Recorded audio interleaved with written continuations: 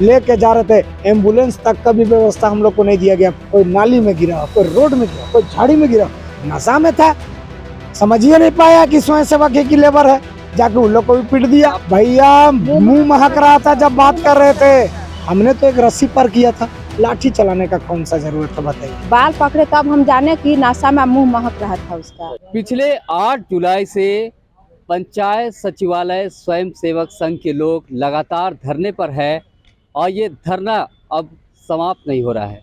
आखिर वजह क्या है?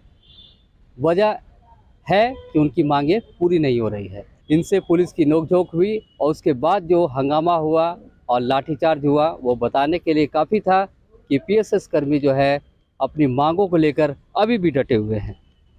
जी कल जो हुआ और आज का दिन कितना आक्रोश है कि हम लोग विगत 171 दिनों से हम लोग धरना प्रदर्शन अपनी 5 सूत्री मांगों को लेकर कर रहे हैं।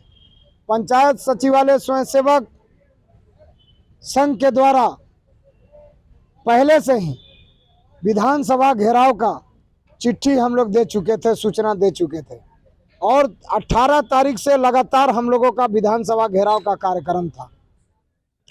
21 तारीख को यानी कि कल हम लोग 20 तारीख को रात 8 बजे आलमगीर आलम जी के यहाँ हम लोगों को बुलाया गया था। 10 सदस्यीय प्रतिनिधिमंडल हम लोग वहाँ गए थे, जिसमें हमारे 15 साथी थे, पर हम लोग 10 को ही बुलाया गया। माननीय ग्रामीण विकास मंत्री और दीपिका पांडे जी दोनों साथ में थी, उनके सारे लोग थे और हम लोग थे। उनके द्वारा बोला गया कि आपकी मांग बहुत जल्द हम लोग पूरा करने वाले हैं। बहुत अच्छा हम लोग सोचे हैं आप लोग के लिए। कल को हम धरना भी आपके आश्वासन से समाप्त कर दे और जब हम कल अपने पंचायत में जाए तो पंचायत सचिव भी बोल सकता था इस बात को कि आप लोगों का कोई आदेश नहीं है। वीडियो भी बोल सकता था इस बात को कि आप लोग काम पे लौट आए हैं, इसकी सूचना हम लोगों को नहीं है। कोई राज्य सरकार का कोई चिट्ठी नहीं है। उधर से भी देखे 50-60 की संख्या में पुलिस दौड़ते हुए है। इधर तो हम लोग छका ही गए थे, उधर भी छका गए थे और उसके बाद ही लोग मारना चालू किए और उसके बाद भी हम लोग शांति से जब बैठ गए तो तीसरा राउंड भी लाठी चला और इन लाठी चलने के बाद देखिए कैसा प्रशासन कहता है कि कानून सबके लिए बराबर है। ये देश में कहावत है कि कानून सबके लिए बराबर। प्रशासन का देखिए रवैया, नियम क्या है कि अगर आपको लाठी चार्ज तब करनी है जब पहला एयर आपका जो है वो है वाटर पानी का छिड़काव, वाटर कैनन का छिड़काव। उसके बाद फिर जो है आपका जो आप आंसू गैस का जो गोला छोड़ते हैं वो, जब ये 2 लेयर के बाद तीसरा लेयर होता है लाठीचार्ज। पर यहाँ तो पुलिस प्रशासन के द्वारा पहले लाठीचार्ज किया गया। जब हमारे मीडिया मध्य वहाँ पहुँचे तब मीडिया को देख के वहाँ वाटर कैनन और गोला गैस, आंसू गैस जो है छूटना चालू हुआ। सोच लीजिए, पहले लाठी पड़ गया, लोग गिर गए, 30-35 आदमी घायल हो गए। विश्वास कीजिएगा ये स्थिति क्या था, कोई नाली में गिरा, कोई रोड में गिरा, कोई झाड़ी में गिरा, सबको उठा के हम लोग लेके जा रहे थे। एम्बुलेंस तक का भी व्यवस्था हम लोग को नहीं दिया गया। पुलिस जीप में जो पीसीआर होता ठूस के उसमें लेके गया है, बताइए। और तो और जो लेबर कैटेगरी का काम जो वहाँ कर रहा था, सरकारी काम, उसको भी पुलिस लोग जो है नशा में था, समझिए नहीं पाया कि स्वयं सेवक की लेबर है, जाके उन लोग को भी पीट दिया। आप कैसे कह सकते हैं कि वो लोग नशे में थे? भैया मुंह महक रहा था जब बात कर रहे थे। जब हम समझाए महिला को क्यों मार रहे हैं तो मेरा गट्टा धर लिए, मुंह महका उनका। और सुन लीजिए एक बात ये भी बता दे रहे हैं, जो मजिस्ट्रेट ड्यूटी में था ना वो भी दारू पिए हुए थे, उनके आदेश पर ही लाठी चला है। हमने तो एक रस्सी पर किया था, लाठी चलाने का कौन सा जरूरत था बताइए। देखिए रस्सी सिर्फ पार किए उसके बाद लाठी चार्ज हो गया। देखिए महिला भी जो है, आपको भी चोट लगी है? हाँ सर। क्या हुआ था आपके साथ? ये वो लोग दौड़ा रहे थे, धक्का मुक्ति तो हुआ, उस समय गिर गए।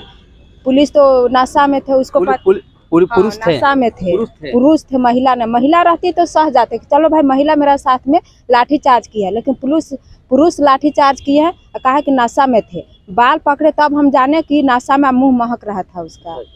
उसके बाद ही हम फिर 2-3 डंडा महिला हो नहीं तो पुरुष रहते तो हम दिखा देते, पूरा सीज गया है मेरा माँ, इतना पूरा कमर तरफ लगा है।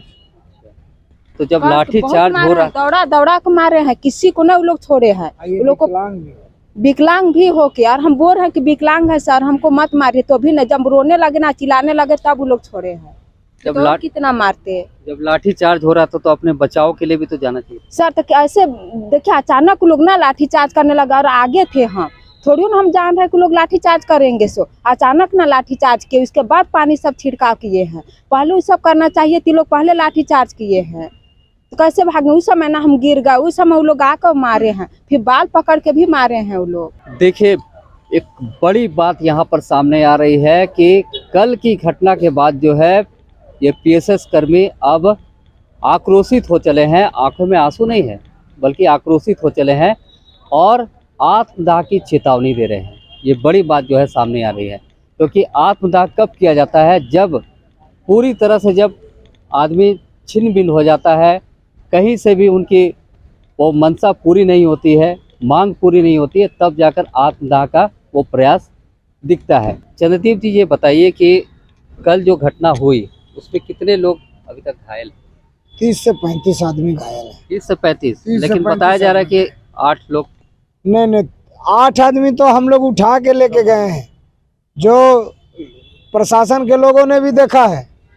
पूरे वहाँ पे जितने लोग थे सबने देखा है कि हम लोग एक एक करके, हम लोग, अरे जो गिरा हुआ है घायल, उसको तो प्रशासन को उठाना चाहिए, क्योंकि उसने घायल किया।